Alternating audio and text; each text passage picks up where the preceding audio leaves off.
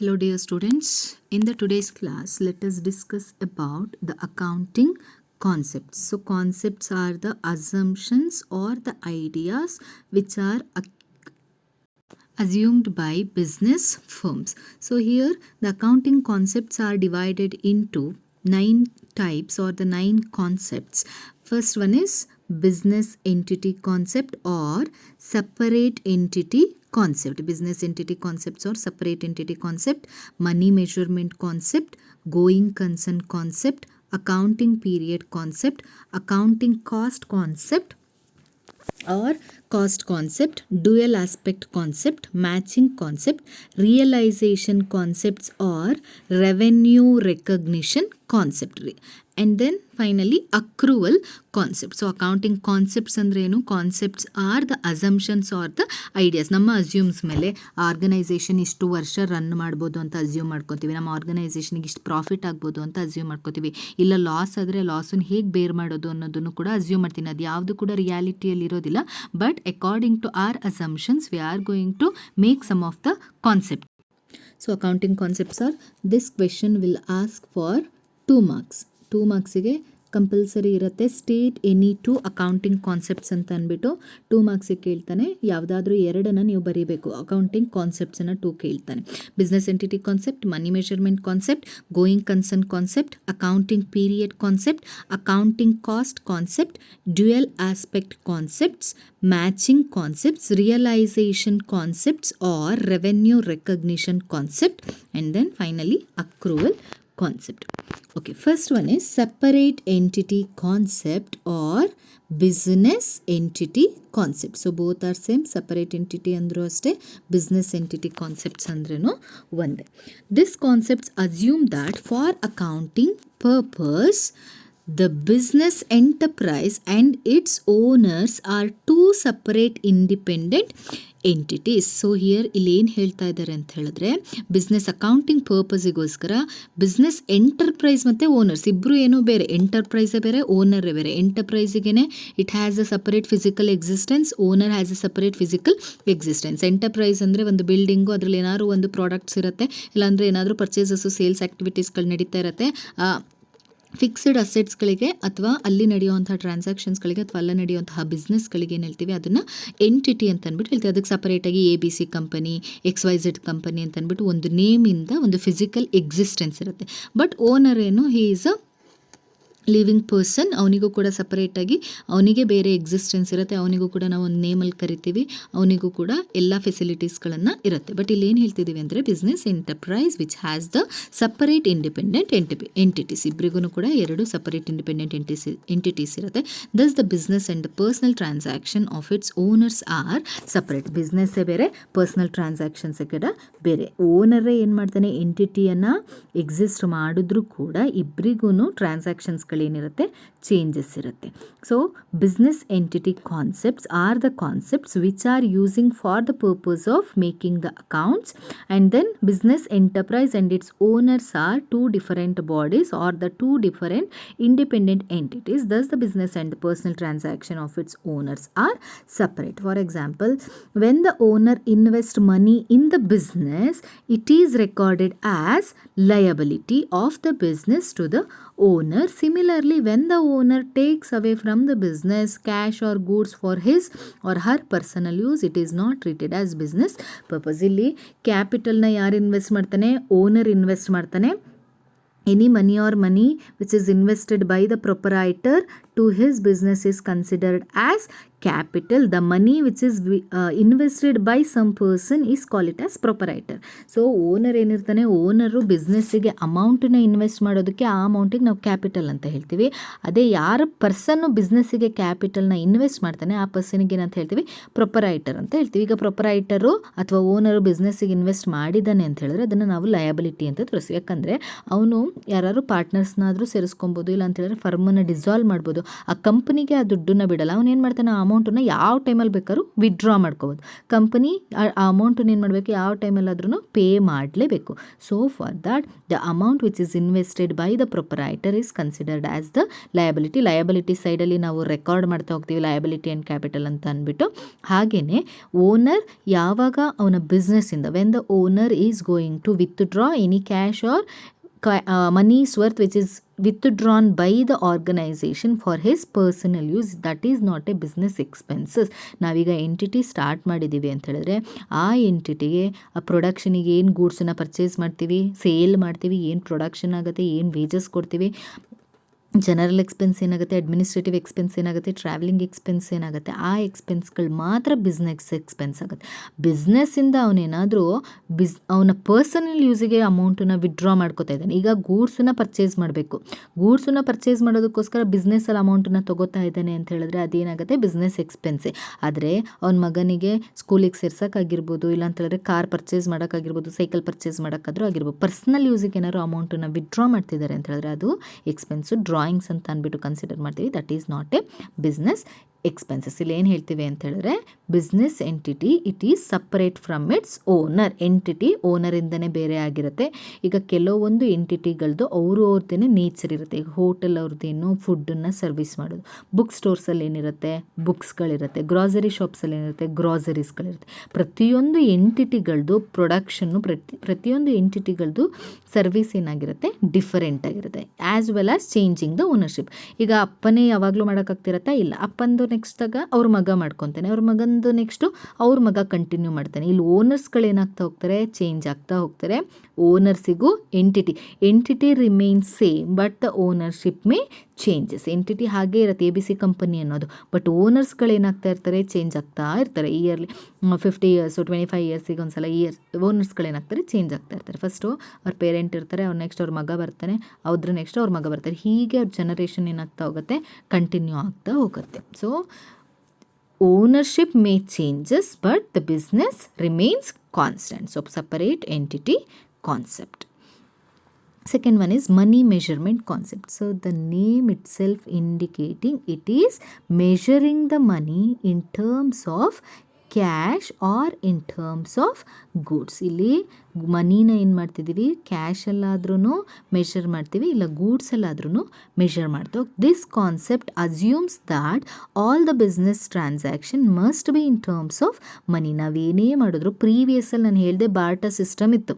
ನನಗೆ ಅಕ್ಕಿ ಬೇಕು ಅಂತ ಹೇಳಿದ್ರೆ ನನ್ನ ಹತ್ರ ಇರೋ ಗೋಧಿನ ಬೇರೆಯವ್ರಿಗೆ ಕೊಡ್ತಿದ್ದೆ, ಅವರಿಂದ ಅಕ್ಕಿನ ತೊಗೋತಾ ಇದ್ದೆ. ಇಲ್ಲಿ ಏನಾಗ್ತಿತ್ತು, ಕ್ಯಾಶ್ ಟ್ರಾನ್ಸಾಕ್ಷನ್ಸ್ ಆಗ್ತಿರಲಿಲ್ಲ, ಗೂಡ್ಸ್ಗಳು ಎಕ್ಸ್ಚೇಂಜ್ ಆಗ್ತಿತ್ತು from one person to another persons. Goods exchange ಆಗ್ತಾ ಇತ್ತು. But when the rupee or the money has came into existence, so money will become very popular. So ಹಿಂದೆ ಎಲ್ಲ ಗೂಡ್ಸ್ಗಳು ಮಾತ್ರ ಟ್ರಾನ್ಸಾಕ್ಷನ್ ಆಗ್ತಿತ್ತು ಒಂದು ಪರ್ಸನಿಂದ ಇನ್ನೊಂದು ಪರ್ಸನಿಗೆ. ಬಟ್ ಮನಿ ಅಮೌಂಟ್ ಯಾವಾಗ ಎಕ್ಸಿಸ್ಟೆನ್ಸಿಗೆ ಬಂತು ಆಗೇನಾಯಿತು, ಅದು ತುಂಬ ಪಾಪ್ಯುಲರ್ ಆಯಿತು. ಏನಾದರೂ ಗೂಡ್ಸ್ ಬೇಕು ಅಂತ ಹೇಳಿದ್ರೆ ಅವ್ರ ಹತ್ರ ಇರುವಂತಹ ಅಮೌಂಟನ್ನು ಪೇ ಮಾಡಿಬಿಟ್ಟು ಗೂಡ್ಸನ್ನು ಪರ್ಚೇಸ್ ಮಾಡಬೇಕಾಗುತ್ತೆ. So same as it is here the transactions must be in terms of ಮನಿ. ಈಗ ನಾವು ಅಕೌಂಟ್ಸ್ ರೆಕಾರ್ಡ್ ಮಾಡಬೇಕಾದ್ರೆ ಸೇಲ್ಸ್ ಎಷ್ಟು 5 lakh rupees ಅಂತ ಬರಿತೀವಿ. ಆ ಅಮೌಂಟನ್ನು ಏನು ಇಂಡಿಕೇಟ್ ಮಾಡ್ತೀವಿ, that is call it as money measurement. ಎಷ್ಟು ತೊಗೊಂಡಿದ್ದೀವಿ ಅಥವಾ ಎಷ್ಟು ಕ್ವಾಂಟಿಟಿ ಅಂತ ಅಂದ್ಬಿಟ್ಟು ಅದನ್ನು ಮನಿಯಲ್ಲಿ ಮೆಷರ್ ಮಾಡ್ತಾ ಹೋಗ್ತೀವಿ. In our country such transactions are in terms of rupees. ನಮ್ಮ ಕಂಟ್ರಿಯಲ್ಲಿ ರುಪೀಸಲ್ಲಿ ಮಾಡ್ತೀವಿ, USA ಏನು ಮಾಡ್ತಾರೆ ಡಾಲರ್ಸಲ್ಲಿ ಮಾಡ್ತಾರೆ, ಜಪಾನಲ್ಲಿ ಏನು ಮಾಡ್ತಾರೆ ಎನ್ನಲ್ಲಿ ಮಾಡ್ತಾರೆ. ಸೊ ಅವರ ಕಂಟ್ರೀಸ್ ಕರೆನ್ಸಿ ಏನಿರುತ್ತೆ ಆ ಕರೆನ್ಸಿಯಲ್ಲಿ ಏನು ಮಾಡ್ತಾ ಹೋಗ್ತಾರೆ, ಅವರ ಅಕೌಂಟಿಂಗನ್ನು ಪ್ರಿಪೇರ್ ಮಾಡ್ತಾ ಹೋಗ್ತಾರೆ. Thus as per the money measurement concept transactions which can be expressed in terms of money are recorded in the books of accounts. ನಾನು ಹೇಳ್ದೆ ನೆನ್ನೆ, in order to bring the uniformity in the accounting, account GAAPs are created. GAAPs generally accepted accounting principle ಎಲ್ಲ ದೇಶದವರು ಎಲ್ಲ ಕಂಟ್ರಿಯವರು accept ಮಾಡ್ಕೊಂಬಿಟ್ಟು ಇದೇ ಥರ ಅಕೌಂಟ್ಸನ್ನು prepare ಮಾಡೋಣ. ಈಗ ನಿಮಗೆ ಎಕ್ಸಾಮ್ ಕೊಡ್ಬೇಕಾದ್ರೆ 1 marks 2 marks 5 marks ಅದು ಹೇಗೆ ಬೋರ್ಡಲ್ಲಿ ಫಿಕ್ಸ್ ಆಗಿರುತ್ತೆ. ಬೋರ್ಡ್ ಅವ್ರು ಏನು ನಮಗೆ ಗೈಡ್ಲೈನ್ಸ್ ಹೇಳ್ತಾರೆ ಅದೇ ಗೈಡ್ಲೈನ್ಸಲ್ಲಿ ನಾವು ಕ್ವೆಶ್ಚನ್ ಪೇಪರ್ ಮಾಡ್ತೀವಿ, ಅದನ್ನು ನೀವು ಸಾಲ್ವ್ ಮಾಡ್ತೀರಾ. ನಾವು ನಿಮಗೆ ಕೊಡುವಂಥ ಗೈಡ್ಲೈನ್ಸು ರೂಲ್ಸು ನೀವು ಫಾಲೋ ಮಾಡಲೇಬೇಕು. ಸೇಮ್ ಆ್ಯಸ್ ಇಟ್ ಈಸ್ ಅಕೌಂಟ್ಸನ್ನು ಪ್ರಿಪೇರ್ ಮಾಡಬೇಕಾದ್ರೂ ಕೂಡ ಅವರಿಗೆ ಬೋರ್ಡಿಂದ ಅವ್ರಿಗೆ ಏನು ಇನ್ಸ್ಟ್ರಕ್ಷನ್ಸ್ ಇರುತ್ತೆ, ಏನು ಗೈಡ್ಲೈನ್ಸ್ ಇರುತ್ತೆ, based on that guidance they are going to preparing the account. Accounts. ಈಗ ನಾನು ಹೇಳಿದೆ ಸೇಲ್ಸು, ನಮ್ಮದ್ರಲ್ಲಿ ಏನಂತ ಬರ್ತೀವಿ, ₹5 lakh ಅಂತ ಬರ್ತೀವಿ. ಒಂದೊಂದು ಕಂಟ್ರಿದು ರುಪೀಸು ಚೇಂಜ್ ಇರುತ್ತೆ. ₹1 ಅವ್ರದ್ರಲ್ಲಿ ಬೇರೆ ಇರುತ್ತೆ. ಸೊ $1 ನಮ್ಮಲ್ಲಿ ಇಷ್ಟು ಅಮೌಂಟು ಅಂತ ಇರುತ್ತೆ. ಸೊ ಆ ಥರ ಏನು ಮಾಡ್ತೀವಿ, ಅಕೌಂಟಿಂಗನ್ನ ಪ್ರಿಪೇರ್ ಮಾಡಬೇಕಾದ್ರೆ ಫಾರ್ಮ್ಯಾಟ್ ಒಂದೇ ಯೂಸ್ ಮಾಡ್ತೀವಿ, ಬಟ್ ಅಮೌಂಟ್ಸು ಅವರವರ ಕಂಟ್ರಿ ಕರೆನ್ಸಿಯಲ್ಲಿ ಬರೆದಾಗ we can easily convert into our currency. So for that gaps are created and gaps are regulated, and the organizations are going to prepare the accounts based on the rules which are framed by gaps. This is money measurement concept. ಇಷ್ಟೇ ಮನಿ measurement concept ಅಂತ ಹೇಳಿದ್ರೆ ಇಲ್ಲಿ ಏನೇನು ಟ್ರಾನ್ಸಾಕ್ಷನ್ಸ್ಗಳನ್ನು ಕೂಡ ಮನಿಯಲ್ಲಿನೇ record ಮಾಡ್ತಾ ಹೋಗ್ತೀವಿ. ಆ ದೇಶದ್ದು ಆ ಕಂಟ್ರೀಸ್ಗಳ ಕರೆನ್ಸಿ ಏನಿರುತ್ತೆ, we are going to denote the currencies. Next, third one is going concern concept. So this concept states that business firm will continue to carry on its activity for an indefinite period of time. ಇಲ್ಲಿ ಏನು ಮಾಡ್ತೀವಿ ಅಂತ ಹೇಳಿದ್ರೆ, ಈಗ owner he is going to purchase the machinery for ₹20,000 ಮಷಿನರಿನ purchase ಮಾಡ್ತೇನೆ. The life of this machinery is 10 years. ಆ ಮಷಿನರಿದ life 10 years ಇರುತ್ತೆ. ಆದರೆ ಅವನೇನು ಮಾಡ್ತಾನೆ, 10 ವರ್ಷ ತನಕ ಯೂಸ್ ಮಾಡ್ಬೋದು. ಒಂದೇ ವರ್ಷಕ್ಕೆ ಬಿಸ್ನೆಸ್ಸನ್ನು ಕ್ಲೋಸ್ ಮಾಡ್ತೀನಿ ಅಂತ ಹೇಳ್ತಾನ? ಇಲ್ಲ, ಅವನು ಬಿಸ್ನೆಸ್ಸು ಕಂಟಿನ್ಯೂಯೇಷನ್ ಇರುತ್ತೆ. 5 years ಆಗ್ಬೋದು, 10 years ಆಗ್ಬೋದು, ಇಲ್ಲ 20 years ಆಗ್ಬೋದು. ಸೊ ₹20,000 ಕೊಟ್ಬಿಟ್ಟು ಅವನೇನು ಮಷಿನರಿನ ಪರ್ಚೇಸ್ ಮಾಡ್ತಾನೆ, it is his assumption he can continue his business till 10 years. ಇದು ಕೂಡ ಅವನ ಅಸಂಪ್ಷನ್ನೇ. ನಾನು 10 ವರ್ಷ ತನಕ ಬಿಸ್ನೆಸ್ಸನ್ನು ರನ್ ಮಾಡ್ತೀನಿ ಅನ್ನೋ ಬೇಸ್ ಮೇಲೆ 10 ವರ್ಷ ಯೂಸ್ ಮಾಡೋ ಅಂತಹ ಮಷಿನರಿನ ಏನು ಮಾಡ್ತಾ ಇದ್ದಾನೆ, ಪರ್ಚೇಸ್ ಮಾಡ್ತಾ ಇದ್ದಾನೆ. This concept states that a business firm will continue to carry on its activity for indefinite period of time. ಎಷ್ಟು ವರ್ಷನಾದರೂ ನಾನು ಬಿಸ್ನೆಸ್ಸನ್ನು ರನ್ ಮಾಡ್ಬೋದು ಅನ್ನೋಂತಹ ಒಂದು ಅಸಂಪ್ಷನ್ ಮೇಲೆ ಏನು ಮಾಡ್ತಾ ಹೋಗ್ತಾರೆ, ಆರ್ಗನೈಸೇಷನ್ನ ಸ್ಟಾರ್ಟ್ ಮಾಡ್ತಾರೆ. ಈಗ ನೀವು ಟೆಸ್ಟ್ ಬರೀತೀರಾ, ಟೆಸ್ಟ್ ಬರೆದಾಗ ನನಗೊಂದು 20 ಬರ್ಬೋದು, 25 ಬರ್ಬೋದು, 30 ಬರ್ಬೋದು ಅಂತ ಅಸಂಪ್ಷನ್ ಮಾಡ್ತೀರಾ. ಬಟ್ ಆ್ಯಕ್ಚುಲ್ ಏನು ನಿಮ್ಮ ಪರ್ಫಾರ್ಮೆನ್ಸ್ ಮೇಲೆ ಏನು ಬರುತ್ತೆ, ನಿಮಗೆ ಸ್ಕೋರ್ ಬರ್ತಾ ಹೋಗೋದು. ಬಟ್ ನೀವು ಅಸ್ಯೂಮ್ ಮಾಡೋದೇ ಬೇರೆ, ರಿಯಾಲಿಟಿನೇ ಬೇರೆ. So same as it is, concept is an assumptions ಮಾಡ್ಕೊಂಡ್ಬಿಟ್ಟು ಇಷ್ಟು ಕಾನ್ಸೆಪ್ಟ್ಸ್ಗಳನ್ನು ಅಕೌಂಟಿಂಗಲ್ಲಿ ಯೂಸ್ ಮಾಡ್ತಾ ಇರೋದು. Going concern concept is one of that. Simply stated, it means that every business entity has continuity of life. Thus, it will not be dissolved in the near future. So, think ಮಾಡ್ಕೋತಾರೆ, ಬಿಸ್ನೆಸ್ಸನ್ನು start ಮಾಡಿದ್ದೀವಿ, ನಾವೇನು 1 ವರ್ಷ 2 ವರ್ಷ close ಮಾಡಲ್ಲ, minimum ಅಂದರೆ ಒಂದು 5 years 10 years ಅಂತ ಅಂದ್ಬಿಟ್ಟು ಅಸಂಪ್ಷನ್ಸ್ ಬೇಸ್ ಮೇಲೆ ಏನು ಮಾಡ್ತಾ ಹೋಗ್ತಾರೆ, ಬಿಸ್ನೆಸ್ಸನ್ನು ರನ್ ಮಾಡ್ತಾ ಹೋಗ್ತಾರೆ. This is an important assumption of accounting as it provides A basis for showing the value of assets in the balance sheet. So it is a positivity when the investor or the proprietor is going to continue his business for an indefinite period. ಎಷ್ಟು ವರ್ಷ ತನಕನಾದರೂ ನಾನು business ಮಾಡ್ಬೋದು ಅನ್ನೋಂಥ ಒಂದು assumption ಮೇಲೆ ಏನು ಮಾಡ್ತಾ ಹೋಗ್ತಾನೆ, ಎಂಟಿಟಿನ ರನ್ ಮಾಡ್ತಾ ಹೋಗ್ತಾನೆ. It is based on the value of assets which are shown in the balance sheet. So ಅವನು ಬ್ಯಾಲೆನ್ಸ್ ಶೀಟಲ್ಲಿ ಅಸೆಟ್ಸ್ ತೋರಿಸ್ತಾನೆ. ನಾನು ಹೇಳ್ದಂಗೆ ಏನೇನು ಅಸೆಟ್ಸ್ ಇರುತ್ತೆ, ಮಷಿನರಿ, ವೆಹಿಕಲ್ಲು, ಬಿಲ್ಡಿಂಗ್ಸು, ಇವೆಲ್ಲ ಏನು ಫಿಕ್ಸ್ಡ್ ಅಸೆಟ್ಸ್ಗಳನ್ನು ನಾವೇನಿಲ್ಲ ಅಂದರೂ 5 years ತನಕನಾದರೂ ಯೂಸ್ ಮಾಡ್ತೀವ. 5 years ತನಕ ಮಾಡ್ತಿದ್ದೀವಿ ಅಂದರೆ ಅದು ಗೋಯಿಂಗ್ ಕನ್ಸರ್ನ್, ಅಂದರೆ ತುಂಬ ಲಾಂಗ್ ಪೀರಿಯಡ್ ತನಕ ಆರ್ಗನೈಸೇಷನ್ ರನ್ ಆಗುತ್ತೆ ಅನ್ನೋಂತಹ ಒಂದು ಅಸಂಪ್ಷನ್ಸ್ ಮೇಲೆ ಅಕೌಂಟ್ಸ್ಗಳನ್ನು ಪ್ರಿಪೇರ್ ಮಾಡ್ತಾ ಹೋಗ್ತಾರೆ. Next one is accounting period concept. So ನಮ್ಮ ಕ್ಯಾಲೆಂಡರ್ ಸ್ಟಾರ್ಟ್ ಆಗೋದು ಯಾವಾಗ, January 1/1/2020 to 31st December 2020. It starts on January, ends at December. It is general calendar. But when comes to the point of accounting calendar or the accounting period, it starts on 1/4/2020. It ends on 31st March of next year, that is 21. Accounting period.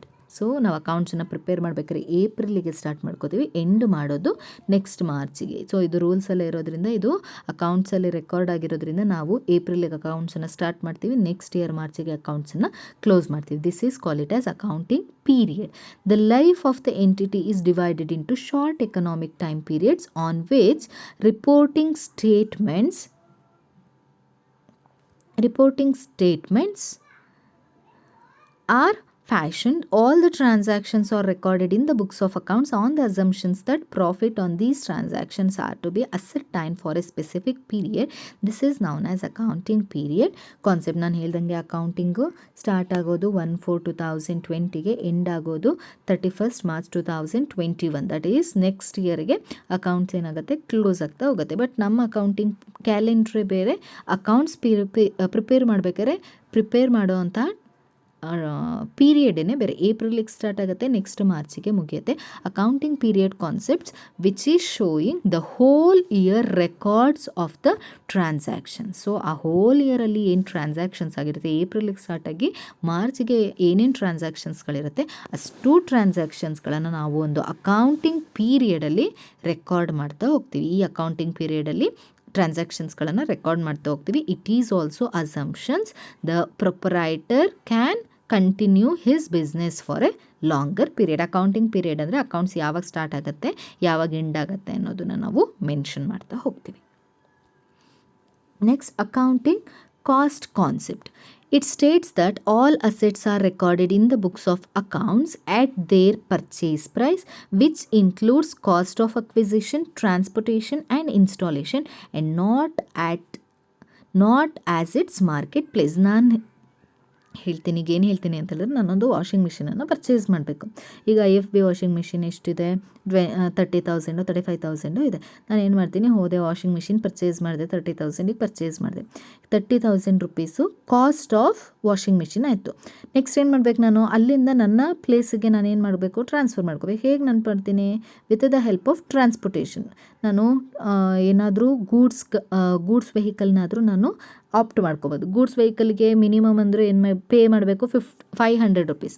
ಎಷ್ಟಾಯಿತು, washing ಮಿಷಿನಿಗೆ 30,000, 500 rupees travelling, installation charges, ಅವ್ರು ಬಂದು install ಮಾಡೋಕ್ಕೆ 1000 rupees ಅಂತ ಅಂದ್ಕೊಳ್ಳಿ. Total ಎಷ್ಟಾಗುತ್ತೆ ಈಗ ನನಗೆ, 32,500. ನಾನು ರೆಕಾರ್ಡ್ ಮಾಡಬೇಕಾದ್ರೆ ಎಷ್ಟು ರೆಕಾರ್ಡ್ ಮಾಡ್ತೀನಿ, 32,500 instead of 30,000. Value of machinery ಎಷ್ಟಿದೆ, 30,000 ಇದೆ. ವಾಷಿಂಗ್ ಮಿಷಿನಿಗೆ ಕಾಸ್ಟ್ ಎಷ್ಟು, 30,000. ಬಟ್ ನಾನು ಎಷ್ಟು ರೆಕಾರ್ಡ್ ಮಾಡ್ತೀನಿ, 32,500. These two are also an ಇದು ಕೂಡ ಏನು ಮಾಡಿರ್ತೀನಿ, ನಾನು ಕ್ಯಾಶಲ್ಲಿ ಪೇ ಮಾಡಿರ್ತೀನಿ.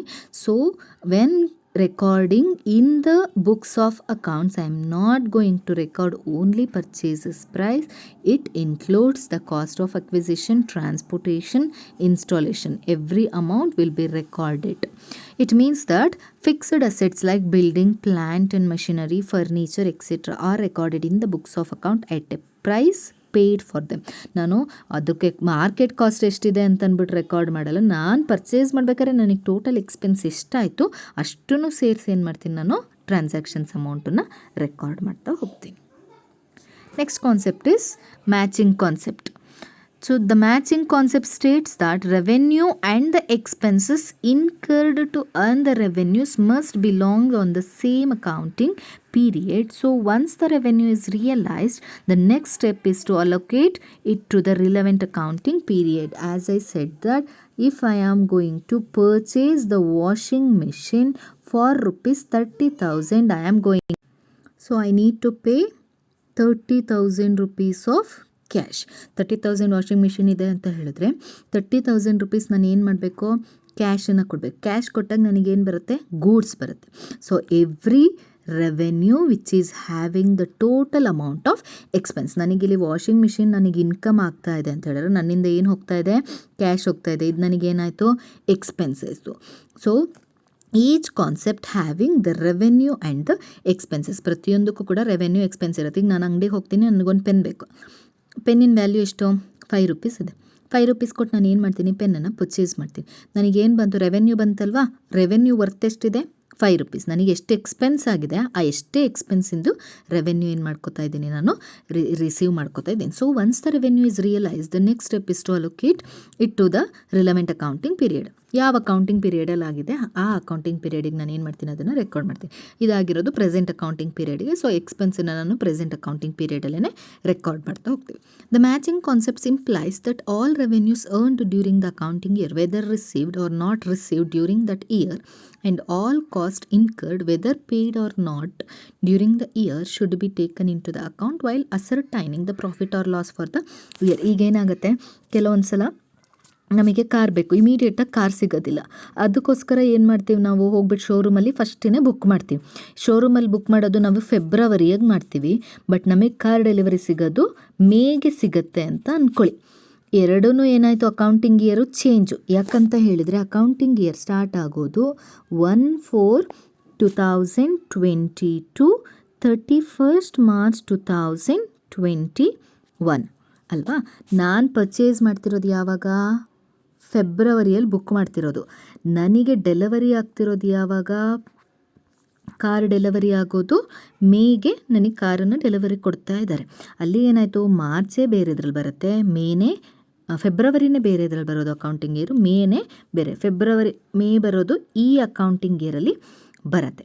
1/4/2022 31st March 2021 ಈ ಅಕೌಂಟಿಂಗ್ ಇಯರಲ್ಲಿ ಬರುತ್ತೆ. ಯಾಕಂದರೆ ಫೆಬ್ರವರಿ ಮಾರ್ಚಲ್ಲೇ ಏನಾಗುತ್ತೆ, ಒಂದು ಅಕೌಂಟಿಂಗ್ ಇಯರ್ ಕ್ಲೋಸ್ ಆಗುತ್ತೆ, ಏಪ್ರಿಲಿಂದ next accounting year start. So ಇಲ್ಲಿ ಎರಡೂ ಕೂಡ ಅಕೌಂಟಿಂಗ್ ಇಯರ್ಗಳೇನಾಗುತ್ತೆ, ಚೇಂಜ್ ಆಗುತ್ತೆ. ಬಟ್ ನಾನು ಯಾವಾಗ ಬುಕ್ ಮಾಡಿದ್ದೆ ಆ ಡೇಟಿಗೆ ನಾನು ಏನು ಮಾಡ್ತೀನಿ, ಅಕೌಂಟಿಂಗ್ ಇಯರಲ್ಲಿ ರೆಕಾರ್ಡ್ ಮಾಡ್ತಾ ಹೋಗ್ತೀನಿ. Matching concepts which includes each transactions having the same revenue and the expenses which is paid or not paid, but we should record it in the particular books of accounts. Next concept is dual aspect concept. Dual aspect is the foundation or the basic principles of accounting. Why? Because dual aspect concept which states each transaction is having debit and the credit. ಎರಡು transaction, ಪ್ರತಿಯೊಂದು ಟ್ರಾನ್ಸಾಕ್ಷನಲ್ಲಿ ಕೂಡ debit ಮತ್ತು credit ಅನ್ನೋಂತಹ ಆಸ್ಪೆಕ್ಟ್ಸ್ಗಳು ಇರುತ್ತೆ. It provides the very basis of recording business transactions in the books of account. This concept assumes that every transaction has a dual effect, that is, it affects two accounts in their respective opposite sides. Therefore, the transaction should be recorded at two places. It means both the aspects for the transaction must be recorded in the books of accounts. For examples, goods purchased for cash has two aspects which are giving of cash and receiving of goods. These two aspects are to be recorded. Thus, the duality concept is commonly expressed in terms of fundamental accounting equation. So as I said that each transaction has the debit and credit. Debit ಮತ್ತು credit ರೂಲ್ಸ್ಗಳು change ಆಗುತ್ತೆ. ಅದು next ಚಾಪ್ಟರಲ್ಲಿ ಡೀಟೇಲಾಗಿ ಬರುತ್ತೆ. Debit ಅಂದ್ರೇನು, credit ಅಂದ್ರೇನು, rules ಯಾವ್ಯಾವುದು, separate ಅಕೌಂಟ್ಗಳಿಗೆ ಒಂದೊಂದು debit rule credit rule ಅಂತಿದೆ, ಯಾವ ರೂಲ್ಸ್ಗಳನ್ನು ಅಪ್ಲೈ ಮಾಡ್ತೀವಿ ಅಂತ ನೆಕ್ಸ್ಟ್ ಚಾಪ್ಟ್ರಲ್ಲಿ ಬ್ರೀಫ್ ಆಗಿ ಬರುತ್ತೆ. ಬಟ್ ಇಲ್ಲಿ ಡೆಬಿಟು ಕ್ರೆಡಿಟು ಒಂದೊಂದು ಅಕೌಂಟ್ಗಳಲ್ಲಿ ಡೆಬಿಟ್ ಅಂದರೆ ರಿಸೀವು, ಕ್ರೆಡಿಟ್ ಅಂದರೆ ಕೊಡೋದು, ಇನ್ನೊಂದು ಅಕೌಂಟಲ್ಲಿ ಡೆಬಿಟ್ ಅಂದರೆ ಎಕ್ಸ್ಪೆನ್ಸು, ಕ್ರೆಡಿಟ್ ಅಂತ ಹೇಳಿದ್ರೆ ಇನ್ಕಮ್. ಸೊ ಅಕೌಂಟ್ಸ್ಗಳು ಚೇಂಜ್ ಆಗಿರುತ್ತೆ. ಇಲ್ಲಿ ಏನು ಹೇಳ್ತಾರೆ ಅಂತ ಹೇಳಿದ್ರೆ ಎರಡು ಸಪರೇಟ್ ಅಕೌಂಟ್ ಇರುತ್ತೆ. ಈಗ ಪರ್ಚೇಸ್ ಮಾಡಿದ್ವಿ ಅಂದರೆ ಪರ್ಚೇಸಸ್ ಅಕೌಂಟು, ಸೇಲ್ಸ್ ಮಾಡಿದ್ವಿ ಅಂದರೆ ಸೇಲ್ಸ್ ಅಕೌಂಟು. ನಾವು ಪರ್ಚೇಸ್ ಮಾಡಿರೋದ್ರಲ್ಲಿ ಡ್ಯಾಮೇಜ್ ಇದೆ ಅಂತ ವಾಪಸ್ ಕಳಿಸಿದ್ರೆ ಪರ್ಚೇಸಸ್ ರಿಟರ್ನ್ಸು, ನಾವು ಸೇಲ್ ಮಾಡಿರೋದ್ರಲ್ಲಿ ಡ್ಯಾಮೇಜ್ ಇದೆ ಅಂತ ನಮಗೆ ರಿಟರ್ನ್ ಬಂತು ಹೇಳಿದ್ರೆ sales returns. Each transactions having the equal and the opposites reactions, that is debit and the credit. ಇಲ್ಲಿ ಹೇಳ್ದಂಗೆ ನಾನು ಲಾಸ್ಟು ವಾಷಿಂಗ್ ಮಿಷಿನನ್ನು ಪರ್ಚೇಸ್ ಮಾಡ್ತಿದ್ದೀನಿ ಅಂತ ಹೇಳಿದಾಗ ನನ್ನಿಂದ ಏನು ಹೋಗುತ್ತೆ, ಕ್ಯಾಶ್ ಹೋಗುತ್ತೆ, ನನಗೇನು ಬರುತ್ತೆ, ಗೂಡ್ಸ್ ಬರುತ್ತೆ. So same thing here they are stating that giving of cash and the receiving of goods. ಕ್ಯಾಶನ್ನು ಕೊಡ್ತಾ ಇದ್ದೀವಿ, ಗೂಡ್ಸನ್ನು ರಿಸೀವ್ ಮಾಡ್ತಾ ಇದ್ದೀವಿ. ಇಲ್ಲಿ ಎರಡು ಅಕೌಂಟಲ್ಲಿ ನಾವು ರೆಕಾರ್ಡ್ ಮಾಡಬೇಕು. ಒಂದು ಕ್ಯಾಶ್ ಅಕೌಂಟು, ಇನ್ನೊಂದು ಪರ್ಚೇಸಸ್ ಅಕೌಂಟು ಅಥವಾ ಗೂಡ್ಸ್ ಅಕೌಂಟ್ ಅಥವಾ ಸ್ಟಾಕ್ ಅಕೌಂಟ್. ಎರಡು ಅಕೌಂಟಲ್ಲಿ ಟ್ರಾನ್ಸಾಕ್ಷನ್ಸ್ ಮಾಡ್ತೀವಿ. ಟ್ರಾನ್ಸಾಕ್ಷನ್ಸ್ಗಳನ್ನು ಎರಡು ಅಕೌಂಟಲ್ಲಿ ರೆಕಾರ್ಡ್ ಮಾಡೋದಕ್ಕೆ ಅಥವಾ transactions which are recorded in two different books or call it as dual aspects concept. So assets equals liabilities plus capital. ಈಗ ಹೇಳ್ದಾಗೆ ವಾಷಿಂಗ್ ಮಿಷಿನ್ ಕಾಸ್ಟು 30,000 ಇದೆ, ಬಟ್ ನನ್ನ ಹತ್ರ ಇರೋವಂತಹ ದುಡ್ಡು ಓನ್ಲಿ 20,000 ರುಪೀಸ್. ಇನ್ನು ನನಗೆ ಎಷ್ಟು ಬೇಕೋ ಕ್ಯಾಶು, 10,000 ರುಪೀಸ್ ಬೇಕು. ಈ 10,000 ರುಪೀಸ್ ಏನು ಮಾಡ್ತೀನಿ ನಾನು, ಯಾರು ನನ್ನ ರಿಲೇಟಿವ್ಸ್, ನನ್ನ ಅಂಕಲ್ ಹತ್ರನಾದ್ರು ಇಸ್ಕೋಬೋದು, ಇಲ್ಲಾಂತೇಳಿ ನನ್ನ ಕಸಿನ್ಸ್ ಹತ್ರನಾದರೂ ಇಸ್ಕೋಬೋದು. ಏನು ಮಾಡ್ತೀನಿ, ಬೇರೆಯವರಿಂದ ಅಮೌಂಟನ್ನು ರಿಸೀವ್ ಮಾಡ್ಕೋತೀನಿ. ಈ ಅಮೌಂಟನ್ನ ಏನು ಮಾಡ್ಬೇಕು, ನನ್ನ ಟೆನ್ನಿಗೆ ಕಾಸ್ಟ್ ನಾನು ಪೇ ಮಾಡಲೇಬೇಕು. ಸೊ ಪೇ ಮಾಡಲೇಬಾಕಿ ಸಾಲ ತೊಗೊಂಡಿರುವಂತಹ ಅಮೌಂಟ್ಗಳಿಗೆ ಏನಂತ ಹೇಳ್ತೀವಿ, ಲಯಬಿಲಿಟೀಸ್ ಅಂತ ಹೇಳ್ತೀವಿ. ನಾವು ಯಾವುದಾದ್ರೂ ಒಂದು ಅಸೆಟ್ಸನ್ನು ಪರ್ಚೇಸ್ ಮಾಡಿದ್ದೀವಿ ಅಂತ ಹೇಳಿದ್ರೆ ಆ ಅಸೆಟ್ಸಲ್ಲಿ ಲಯಬಿಲಿಟೀಸು ಇರುತ್ತೆ, ಕ್ಯಾಪಿಟಲ್ ಇರುತ್ತೆ. ಅಂದರೆ ನಾವು ಇನ್ವೆಸ್ಟ್ ಮಾಡಿರೋ ಅಮೌಂಟ್ ಇರುತ್ತೆ along with the amount which is borrowed by the outsiders. This is dual aspect concepts. Next one is realization concepts or the revenue recognition concepts. Realization concepts ಅಂತಲೂ ಹೇಳ್ತೀವಿ, revenue recognition concepts ಅಂತಲೂ ಹೇಳ್ತೀವಿ. This concepts holds to the view that profit can only be taken into the account when realization has occurred. According to this concept, revenue is recognized when a sale is made. Sale is considered to be made at the point when the property in goods passes to the buyer and he becomes legally liable to pay. So revenue is said have been realized when the cash has been received or right to receive the cash on the sale of goods or services or both has been created. ಅಂದರೆ revenue recognisation ಅಥವಾ realisation ಅಂತ ಹೇಳಿದ್ರೆ ಈಗ ಏನು ಮಾಡ್ತೀವಿ ನಾವು, ನಮ್ಮ basic ಕಾನ್ಸೆಪ್ಟ್ಸೇ ಅಕೌಂಟ್ಸನ್ನು prepare ಮಾಡಬೇಕಾದ್ರೆ ಪ್ರಾಫಿಟ್ ಮ್ಯಾಕ್ಸಿಮೈಸೇಷನು, ವೆಲ್ತ್ ಮ್ಯಾಕ್ಸಿಮೈಸೇಷನ್ ಇರುತ್ತೆ. ಪ್ರಾಫಿಟನ್ನು ಜಾಸ್ತಿ ಮಾಡಬೇಕು ಅನ್ನೋದು ಇರುತ್ತೆ. ಸೊ ಇಲ್ಲಿ ನಾವು ಕನ್ಸಿಡರ್ ಮಾಡೋದು ಓನ್ಲಿ ಪ್ರಾಫಿಟ್ಟೇ ಜಾಸ್ತಿ ಆಗಬೇಕು ಅಸೆಟ್ಸನ್ನು ನಾವು ಸೇಲ್ ಮಾಡಿದಾಗ ನಮಗೆ ಪ್ರಾಫಿಟ್ ಜಾಸ್ತಿ ಬರಬೇಕು ಅನ್ನೋ ಎಕ್ಸ್ಪೆಕ್ಟೇಷನಲ್ಲೇ ಇರ್ತೀವಿ. ಆಗೇನು ಮಾಡ್ತೀವಿ, ನಾವು ಒಂದು ಗೂಡ್ಸನ್ನು ಸೇಲ್ ಮಾಡ್ತೀವಿ. ಗೂಡ್ಸ್ ಸೇಲ್ ಮಾಡ್ತಿದ್ದೀವಿ ಅಂತ ಹೇಳಿದಾಗ ನಮಗೆ ಏನು ಬರಬೇಕು, ಇನ್ಕಮ್ ಬರಬೇಕು. ಇನ್ಕಮ್ ಬೇರೆ, ಇನ್ಕಮ್ಮು ರೆವೆನ್ಯೂ ಪ್ರಾಫಿಟ್. ಇನ್ಕಮ್ ಅಂತ ಹೇಳಿದ್ರೆ ಟೋಟಲ್ ಗೂಡ್ಸಿಗೆ ಪ್ರೈಸ್ ಎಷ್ಟು ನಾವು ರಿಸೀವ್ ಮಾಡ್ಕೋತಾ ಇದ್ದೀವಿ ಅದು ನಮಗೆ ಇನ್ಕಮ್ ಆಯಿತು. ಈಗ ಫಾರ್ ಎಕ್ಸಾಂಪಲ್ ಒಂದು ಪೆನ್ನಿಗೆ 10 ರೂಪೀಸ್ ಇದೆ ಅಂತ ಅಂದ್ಕೊಳ್ಳಿ. ಸೇಲ್ ಮಾಡಿದಾಗ ಇದು ಸೆಲ್ಲಿಂಗ್ ಪ್ರೈಸು 10 ರೂಪೀಸ್. ಅಂದರೆ ನಮಗೆ ಇನ್ಕಮ್ ಎಷ್ಟಾಯಿತು, 10 ರೂಪೀಸ್. ಈ 10 ರೂಪೀಸ್ ಅಷ್ಟು ನಮಗೆ ಪ್ರಾಫಿಟ್ಟಾ? ಅಲ್ಲ. ಇದರಲ್ಲಿ ನಮಗೆ ಏನಾಗಿರುತ್ತೆ, ಎಕ್ಸ್ಪೆನ್ಸ್ ಆಗಿರುತ್ತೆ. ಒಂದು ಪೆನ್ನಿಗೆ ಒಂದು 6 ರೂಪೀಸ್ ಎಕ್ಸ್ಪೆನ್ಸ್ ಆಯಿತು ಅಂತ ಅಂದ್ಕೊಳ್ಳಿ. ಹಾಗೆಯೇ ನಮಗೆ ಪ್ರಾಫಿಟ್ ಎಷ್ಟು, ರೂಪೀಸ್ 4. ಬಟ್ ನಮಗೆ ರೆವೆನ್ಯೂ ರೆಕಗ್ನೈಸೇಷನ್ ಆಗಿರೋದೆಷ್ಟು, 10 ರೂಪೀಸ್. ಪ್ರಾಫಿಟ್ ಎಷ್ಟು, 4 ರೂಪೀಸ್ ಅಷ್ಟೇ. ರೆವೆನ್ಯೂ ರೆಕಗ್ನೈಸ್ ಆಗಿದೆ ಅಂತ ಇಷ್ಟು ತೋರಿಸ್ತೀವಿ, but the major profit is only rupees 4. Sales price which includes the amount of expenses along with the profit. 6 rupees plus 4 rupees equals 10 rupees. ನಾವು sale ಮಾಡಿದಾಗ major ನಾವು profit point of view ಅಲ್ಲೇನೆ ಮಾಡೋದು. ಯಾವಾಗ ನಾವು ಪ್ರಾಪರ್ಟಿ ಅಥವಾ ಗೂಡ್ಸ್ಗಳನ್ನು ಒಂದು ಸೆಲ್ಲರಿಂದ ಬೈಯರಿಗೆ transfer ಮಾಡ್ತೀವಿ, ಆಗೇನು ಮಾಡಬೇಕು, ಆ ಬೈಯರು ನಮಗೆ ಅಮೌಂಟನ್ನು ಪೇ ಮಾಡಿಬಿಡಬೇಕು. ಆಗೇನಾಗುತ್ತೆ, ಇಲ್ಲಿ ಓನರ್ಶಿಪ್ಪು ಎಕ್ಸ್ಚೇಂಜ್ ಆಗುತ್ತೆ. ರೆವೆನ್ಯೂ ರೆಕಗ್ನಿಷನ್ ಕಾನ್ಸೆಪ್ಟ್ ಅಂದರೆ ಪರ್ಟಿಕ್ಯುಲರ್ ಆಗಿ ನಮಗೆ ಯಾವ ಟ್ರಾನ್ಸಾಕ್ಷನ್ಸಿಂದ ರೆವೆನ್ಯೂ ಬಂದಿದೆ ಅಂತ ಅಂದ್ಬಿಟ್ಟು ರೆಕಾರ್ಡ್ ಮಾಡ್ಕೊತಾ ಹೋಗ್ತೀವಿ. For example, A places an order with B for supply of goods yet to be manufactured. On receipt of order, B purchases raw materials, employs workers, produces the goods and delivers them to A. A makes the payment on receipts of goods. In this case, the sale will be presumed to have been made not at the time of receipts of the order for the goods but at the time when the goods are delivered to.